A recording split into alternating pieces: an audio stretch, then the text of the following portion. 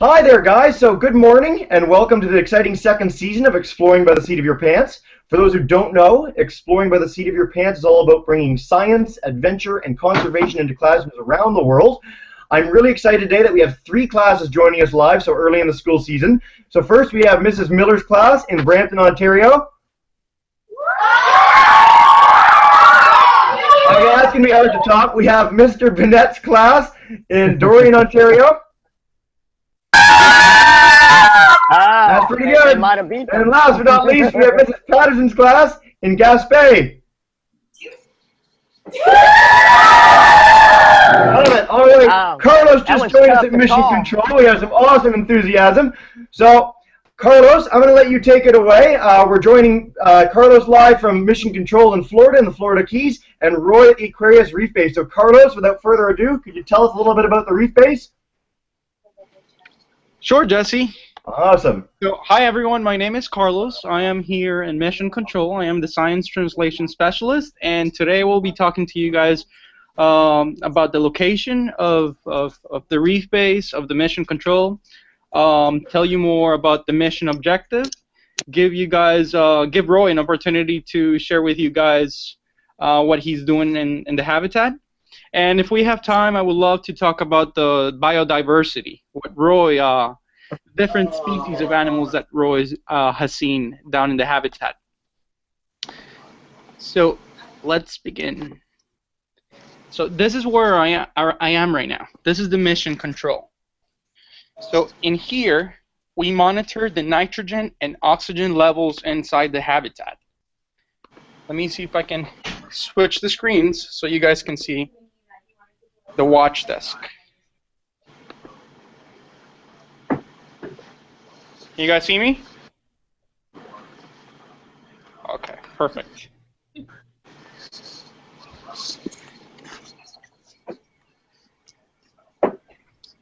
So this is how the Mission Control looks like. And here we have Roger with us. He would tell you more about what he sees in the screens that we have here. Hey guys, how are you? So who am I talking to today, Carlos? You're talking with 3 different classrooms, and you're talking with Roy. Yeah. Yep. Okay. Hey! All right, so let me tell you a little bit about the watch test then. All right, come over here. All right, so let's go over here. All right, so this screen that you guys are seeing right there, that's a chat that I usually keep with the habitat so we can communicate. All right, take them over to the side here, the screen. Good? Yeah. All right, so that screen that you're seeing right there, all the video feeds for the habitat. So we have several exterior cameras, and let me show you the inside of the habitat here real quick. I know Roy took you to on a tour probably. If not, he will. But let me click on this feed. Did Roy take him on a tour yet or no? Yeah. Okay. All right, so I don't want to take Roy's thunder away, but just a quick look. That's a video feed that's showing the inside of the habitat, so that's what it looks like. And then when Roy takes over, he'll give you a nice little tour. Then there's one of the aquanauts waving at you. Yay! All right, and if you look over to the left, that good?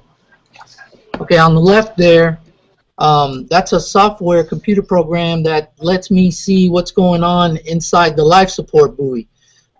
We have a life support buoy that sends electricity and air to the aquanauts inside Aquarius. And what I'm doing with this is just monitoring it to make sure that everything is functioning properly.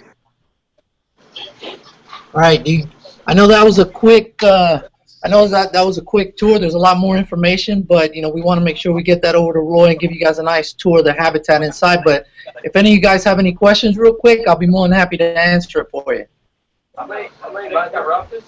We're going to take questions at the end, actually, so if there's any questions for Mission Control, we'll cover those then. But if, Roy, you want to take us away and give us a little tour, that was an awesome tour, guys. Thanks so much for showing us what you guys are doing in Mission Control. Awesome. Yeah, sure, no problem. So you guys, Jesse. so you guys want to? Oh, there you go. I also want to take you guys to the Recompression Chamber. Perfect, yeah, do that first.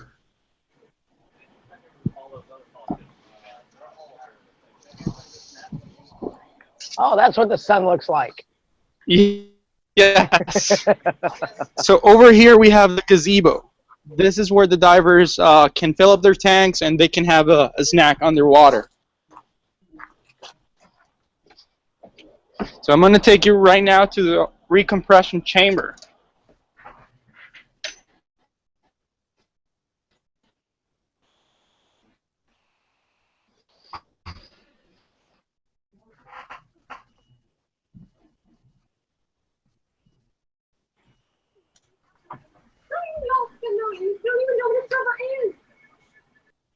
So Carlos, you cut out a little bit. Without getting wet. I'm going to show you guys the pressure pots that we use to take the electronics and to take the food down.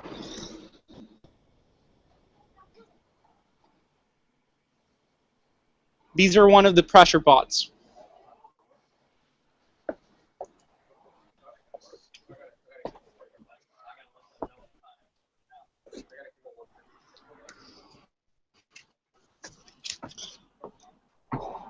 And now Roy's going to give you a tour of the habitat.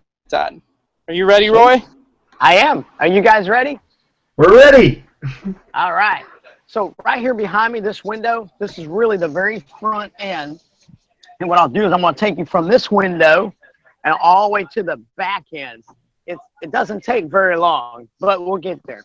So what I'm going to do is I'm going to flip the camera around. I'm going to point it back at this window, and then we'll start our tour. So hold on just a second. Let me move. All right, now the fish show up. Where that window was, where I was just sitting, and this is where we sleep right here. So as you see, it's a little bit crowded. We have 3 bunk beds on the side, and this is my bed. Okay, and this is all the storage room you have. This is it. So everything you need goes in there, and that's all the room you have. Okay, so now we're sitting here in the bunk room, and we're going to go all the way down to the far end. And this gentleman right here, this is Mark. He is kind of the head guy in charge down here. He keeps us alive, makes sure all the oxygen, everything's going for us. This is Elaine. He's our lead scientist down here. Speak up some more. Okay. This is Roxy. She also is one of the hab creatures down here that keeps us alive. Francis. And she is our chief shark expert. And this right there where they're sitting is kind of our dining room table, also with a fantastic view. And if you look outside, you can see some of the base outside as well. We all kind of sit here and stare out the window while we eat. Is your microphone here? Okay. Okay, up here we have all our food. And basically we have a lot of food. They're all freeze-dried stuff. And I'll show you one real quick. Green beans. It's camping food, so basically you just add hot water to this, and then it rehydrates to regular food. We have everything from green beans to lasagna. We have shrimp, which they all make fun of because I like eating the shrimp down here. And then on top, we have our little snack supplies. So because we've been down here almost a full week, they're kind of getting a little bit low. Get some fresh fruit. And this is our little kitchen area with our little spices and sink. This is our microwave. And what the microwave does is we have to use the rotary kind because if you have push buttons, the pressure down here is so much that it pushes all the buttons and then the microwave will malfunction. Okay. I'm going to look to the left. This is one of our science centers. This is where we're charging all the GoPro cameras that we're using. And we set that up. And again, another beautiful view outside. Okay, looking back to the back one more time. As we come in, you see Ben, he is on the phone with somebody up at the top talking about his sonar. He's our sonar expert, and I'll show you his station. And this is his computer.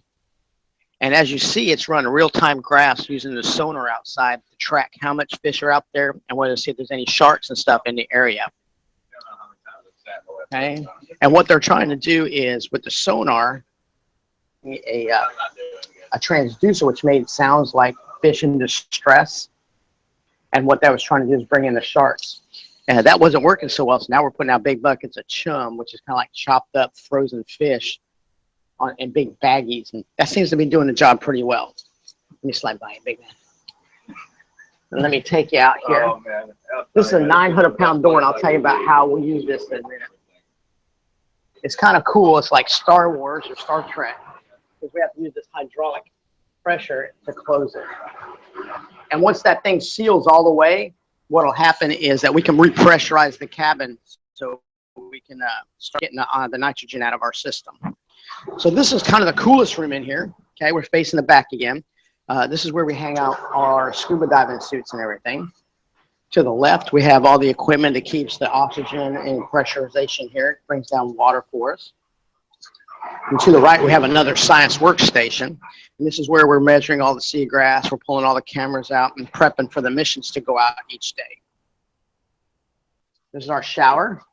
Then we have to take very fast showers because they still bring water down here for us. Even though we're surrounded by water, we still get fresh water brought to us.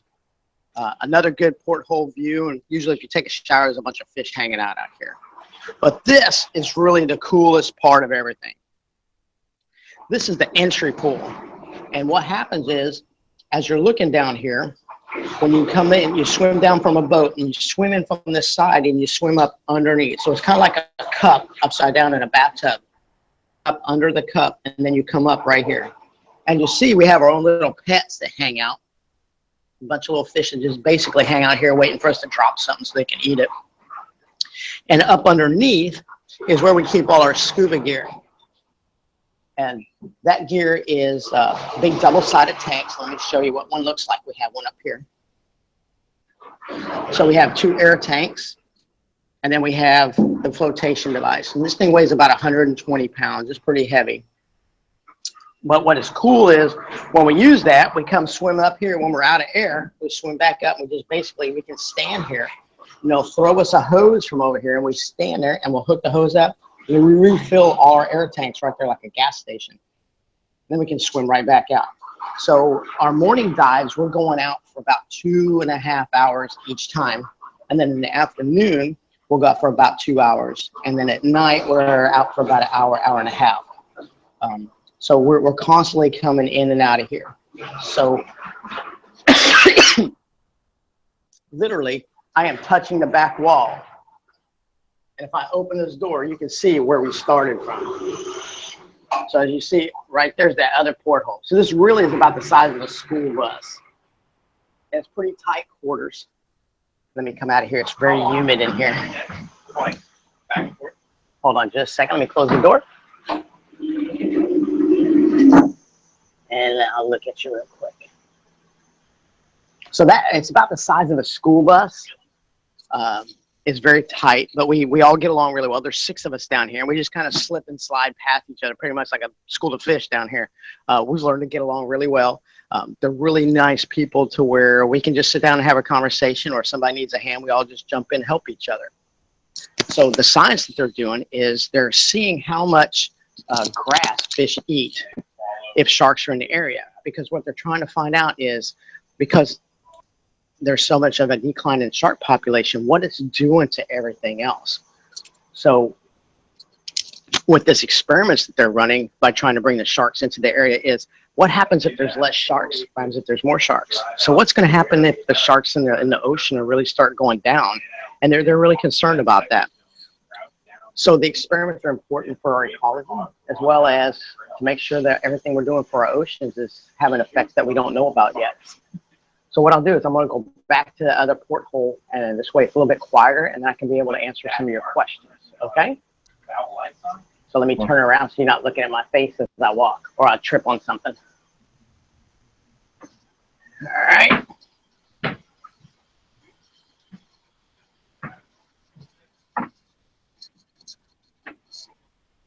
All right, so we're back where we started, which is pretty cool. It's a very short tour, but it's kind of a short place.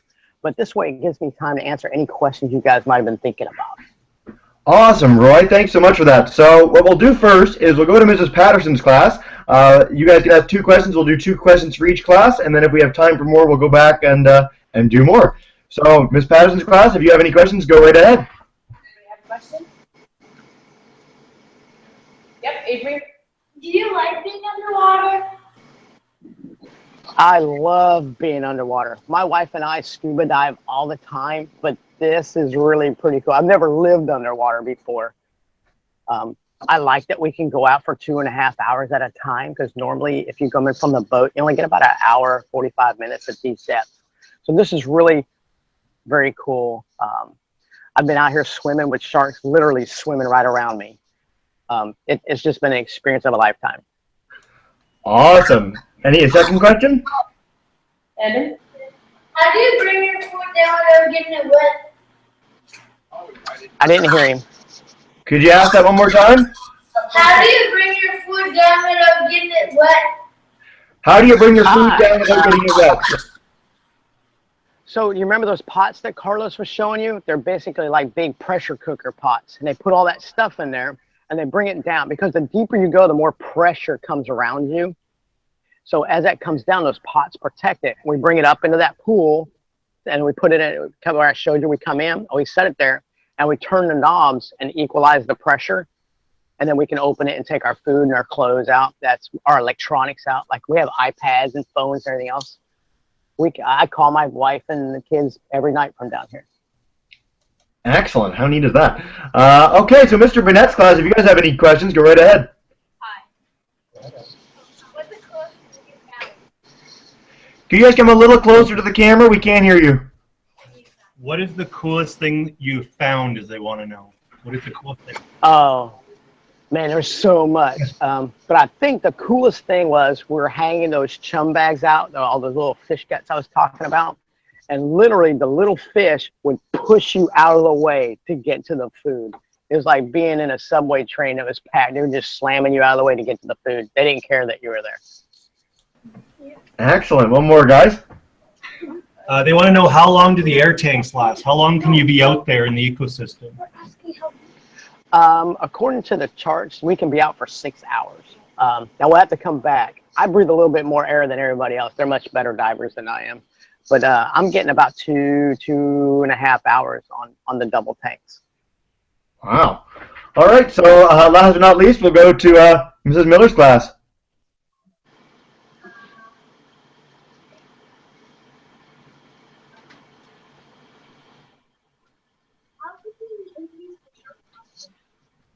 I couldn't hear you. I'm so Yeah, sorry, I don't know buddy. if your mic's on, guys. How could we increase the shark population? So How can we increase that? for some reason we don't hear you guys right now. So if you guys want to try fixing that, if you want, you can send me in an email your questions, and I can ask them to Roy myself. In the meantime, we'll go back to other classes, and you guys can get a bunch of questions ready in case the mic doesn't work. I'm sorry that it's not happening, but for now, we'll go to Mrs. Patterson's class again, and please do email me those questions really quick, okay? So, Ms. Patterson, if you guys have any more questions? Anybody who hasn't asked a question? Sure, Alexandra. How's the research going? The research is going good. We're collecting lots and lots of data. We get all those GoPros 2 or 3 times a day, and then we have to watch those videos, and then we have to count the fish that are in them, and then we have to count how many barracuda and sharks and stuff go around. So that takes a long time. We're just finishing the first day's worth of data, watching all the videos now. But we're getting a lot of data out here. Excellent. Any more, guys? Yara. Have you seen lots of sharks out? Yeah. We've seen a bull shark or two. The sonar, we see a lot of sharks on the sonar. But for us visually seeing it, well, about 9 o'clock every night, this guy comes around, hangs out here. And then we have to see a bunch of nurse sharks. And when we put the chum out, the nurse sharks just come right up next to you. They're ready to eat. All right. Mr. Burnett's class? How deep down are you? Right now, where I'm sitting is about 50 feet, but at the bottom of the habitat, 60 feet. Excellent. Go right ahead, guys. Any more? Another one. Ask another one. Go on. Hold on. They would never die. No. Oh, I like the way they put their questions on the board there. Yeah, me too. That's a good strategy. I'm going to have to borrow that one for my classroom. How long do you live underwater for? Good. We are going to be here for a week, but a while back, there was a guy, Cousteau, who stayed here for 31 days. Excellent. So, Mrs. Miller's class, do you want to try one more time? Let's see if your mic's working.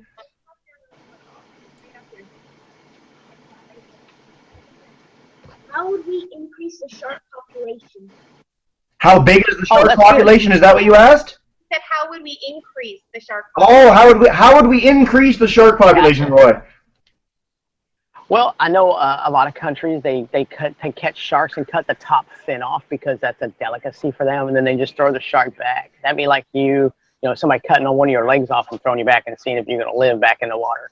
So that's a problem that they're looking at. Also, a lot of the things that we throw in the ocean and with pollution, the things that we do that affects the little tiny plants work their way up the food chain. So the little plants die off or start moving away. So the fish that eat those start dying off or move away. So the bigger fish that eat those stop move away. So there's no food for the shark. So they don't have anything to eat. So it's the little tiny things that we do to the ocean really kind of work their way up and affects the sharks. Excellent question. Any more for Mrs. Miller's class?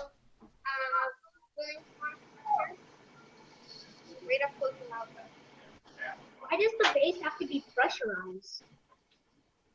That's good. Okay, now think about it. Have you ever taken a cup and put it underwater, like in your bathtub or something? No. Try it on tonight or like with some water. And then what happens is the air pressure inside the cup keeps the water from coming in. So what happens here is the air that's trapped in here, we pump down more from that life support buoy and pressurize this place, and it keeps the water out. Every now and then when we want to change some of the air in here, kind of get some fresh air, we push even more air into here and it bubbles out through the sides and goes out. So we kind of like purging it so we get nice fresh air. Otherwise, we kind of start stinking after a while. Excellent. By the way, if any of you haven't done that with a cup, it's a lot of fun. You can put a piece of paper inside the cup and then put the cup into water and the paper won't get wet. It's awesome. So definitely try that at home tonight. It's a really neat thing to do. Really quickly, Carlos, you're showing us the base from the outside? Yeah, you have the base in your hand? Yes, this is the umbilical. So this is how the divers are able to get electricity and internet connection down there. So this is connected to the life support buoy and the habitat. Cool. What a neat thing. All right, so back to Mrs. Miller's class. The other class has a few more questions. If you'd like to ask one more, go right ahead.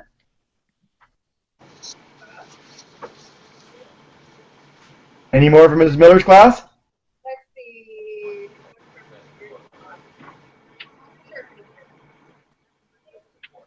Quick. Run up here. Hey, come out. Ooh, we got some fish out there right now. How do you fish underwater? How do I get fish underwater? Yeah. I guess I'm not understanding. You mean how are the fish out here underwater, or how are we catching them? Yeah. How do you catch them?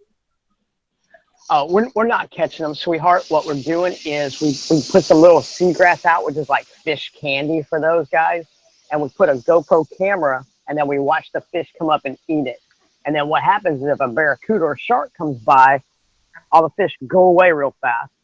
And then when the barracuda or the shark goes away, they all come back. It's kind of like when you guys are sneaking candy. You know, you wait till your mom and dad's not around to get some candy, and then the minute they leave, you go back and get some more. So it's kind of like that. That is an awesome analogy. So Carlos had talked earlier about biodiversity. Roy, could you tell us about the fish you've seen under there? How many species of fish? I cannot give you a number. It would not be big enough. But some of the cool things, we've really seen something. Nurse sharks. The nurse shark was following me around yesterday. I was trying to take pictures of it and act really brave and cool, but really I just wanted to get away. We've seen the bull sharks. I've seen eagle rays swimming by, and that's just the big stuff. There's tons and tons of little fish. They're all so beautiful and pretty. Matter of fact, right underneath that pool where I was showing you, a sergeant major fish. He's a nice, pretty blue fish, kind of like a dark blue. And what he was doing, he had a nest that he was guarding. So every time we stood there, we were putting on our gear, he would come out and kind of peck at our cheeks or pull our hair because he didn't want us around. So I think all his eggs hatched because he finally left. But he was really starting to become a pain. So one quick thing that a lot of people have a misconception about is that sharks are really, really dangerous. Can you tell us a little bit about sharks and how they actually are? You know what? I've been diving for a long time, and if you leave sharks alone, they pretty much leave you alone. Most of the time, we just want to take a picture of it, but that's about it. The sharks, even if you're kind of looking at them, they seem to kind of shy away. Now, when the chum's out there, they're all going for the chum. But in my experience that I've had diving is the sharks just generally want to just see what you are, and then they go away. They're just curious to see what you look like.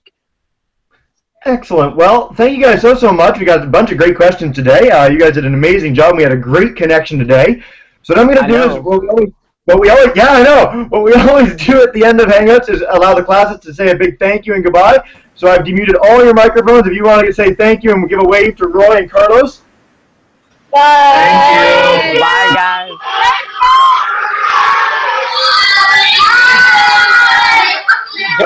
Thank you so much, guys. We hope to have you exploring by the seat of your pants again soon. And thanks for joining us from the bottom of the ocean through Mission Control in Florida. Jesse, very quickly, can we ask the teachers the numbers? Yeah, we got the numbers actually beforehand, Carlos. Before you started, I got their numbers, so I can pass them along to you in just a second. Okay, perfect. Thank you. Thanks so much. Have a nice day. It's great. Bye, guys.